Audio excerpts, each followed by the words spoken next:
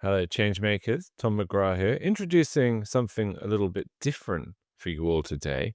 And that's the first installment of a brand new podcast by the creators of the DEX Show, which is called Parallel. It's one IT story told week by week, very much inspired by the popular murder mystery series podcast Serial, if you know that. But if you don't worry. I think you'll be able to enjoy it either way. Very much the brainchild of the main man, Tim Flower, who all listeners will know only too well from the DEX Show, and of course, Reality Bites. And indeed, you should hear plenty of familiar voices pop up here and there throughout the Parallel series. We're going to post a couple of episodes here on the DEX Show feed, which you can catch here, of course. But if you're enjoying it and you want to follow and you want to hear everything as it's released, check the show notes, go over to the Parallel podcast feed, where you can give it a follow and keep fully up to date. Okay, with that, I'm gonna hand it over to Parallel episode 1. Let us know what you think, won't you? Thank you so much, everybody. Bye-bye.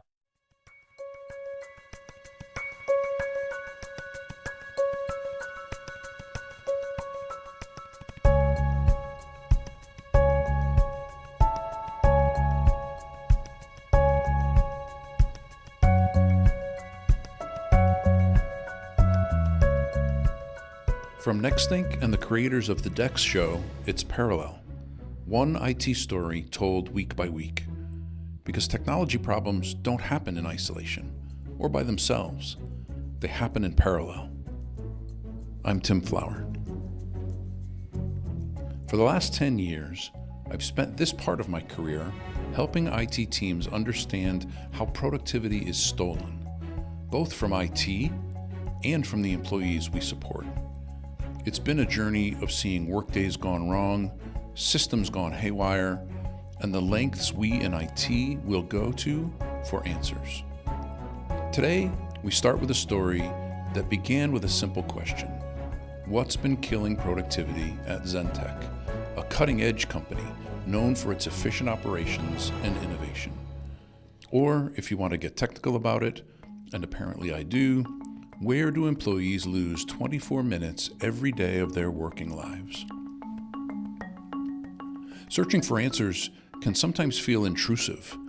I have to dig into how people troubleshoot, their lack of tools, the lack of visibility, even their lack of ability sometimes. And that can be risky, especially when people's careers are at stake. What I've learned during the course of my career is that every technician is different, unique, complicated even, but they all want the same thing, to solve the problem. But how do you solve a problem you can't find? Or in Zentech's case, how do you solve a problem that's actually bigger and wilder than what you can even see? And yes, it seems like every day in my career, I've been looking for solutions too. So let's look into this one. For weeks, the employees at Zentech have been struggling.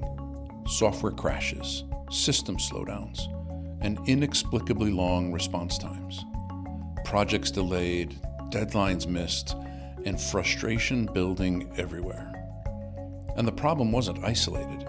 I heard through some trusted sources of app startup delays of 90 minutes or more. And it was systemic, yet no one knew why. Or at least, that's what they wanted you to believe. But let's start at the beginning. Zentech has always been a high-performing organization. Their employees are smart, dedicated. They work long hours, creating the kind of tech that keeps the world connected. But this past December, everything changed. I decided to talk with a few employees first. I don't know, it started small, Things started to hang here, crash there. We would reboot and move on. I know we should have, but no one called the help desk. But we had already been impacted by so much, and it's pretty common knowledge that the help desk can't actually help. In fact, they usually end up breaking something else in the process. But then it got worse and worse and worse until we couldn't move anymore and we had to call. Employee 1 didn't want to be identified. But like so many at Zentech, they found their daily routines derailed by an unseen force. A force that didn't just disrupt, it dismantled. And for a company like Zentech, where time equals money, this was no small disruption. And then there was Susan, who voiced some pretty strong frustration. You're staring at the screen, waiting for something to load. 5 minutes pass, and then 10. And the whole time you're thinking, this isn't normal, something's wrong, but no one seems to know what it was. There's times when I wonder if IT really knows what they're doing. So then I wanted to talk with the IT teams directly. They'd been tasked with finding the cause of these issues, but they seemed to be in over their head. And what started as a simple troubleshooting mission quickly turned into something much bigger. Early reports from traditional IT monitoring tools suggested a hardware bottleneck. Too many users with not enough capacity. But when the data came back, they told a different story. This wasn't just a case of too many cooks in the kitchen. Something or someone seemed to be actively interfering. So I decided to go right to the source and talk with some of the engineers and technicians at Zentech to get their point of view. Terrence was the first, and as smart as he is, he seemed baffled. It didn't add up. The spikes in latency weren't random. They seemed targeted, like specific users, specific times, and the patterns. My goodness, they're not the kind of thing you'd expect from normal wear and tear. As much tech as we got in our command center, none of our teams could figure it out. Probably because we were all troubleshooting to prove it wasn't our fault. A pattern. But a pattern of what? And who would want to target Zentech's employees anyway? IT's initial theory was a rogue script. Code left behind by a legacy application long since removed. Or perhaps someone with an agenda. Pam is the IT manager responsible for not only managing the team, but for also making sure that things stay running smoothly and issues solved quickly. We honestly started to wonder if it was an inside job.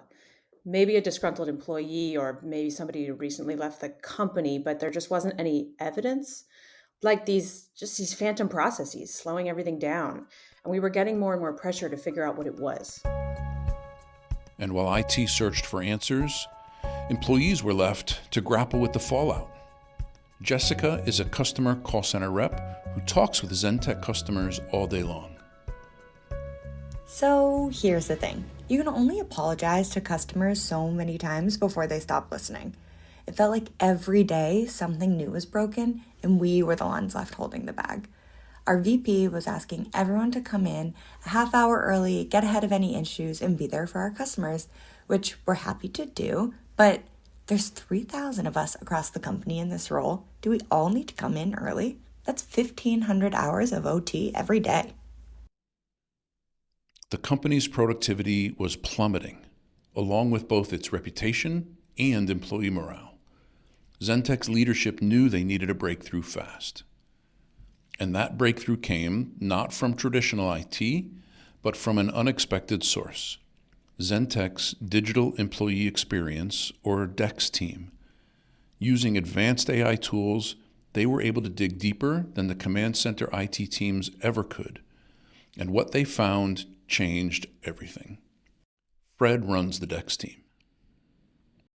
It wasn't just the one thing, right? It was a combination. You had devices that hadn't been rebooted in months. You had employees struggling with apps they hadn't even been trained to use properly.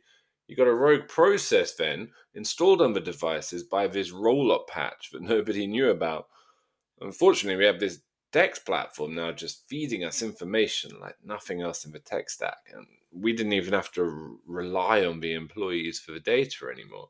It was a lot like peeling back layers of an onion. You know, every single one revealed something new.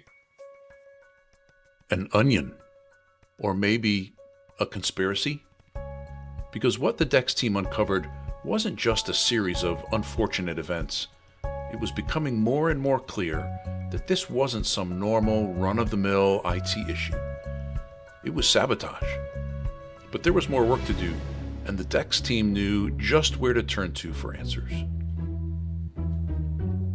Next week, we'll dive deeper into the sabotage. Who planted the rogue script and why? But more importantly, how did Zentech turn things around? Stay tuned for the next episode of Parallel. Leave no trace.